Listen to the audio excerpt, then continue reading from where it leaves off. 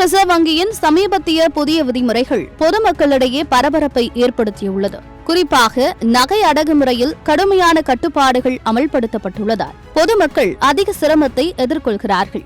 புதிய நடைமுறைகள் மூலம் மக்கள் நகைகளை மீட்டு கூட்டுறவு வங்கிகளில் மறு அடகு வைக்க தொடங்கினர். ஆனால் அங்கு புதிய விதிமுறைகள் மக்களை கடுமையாக பாதிக்கின்றன.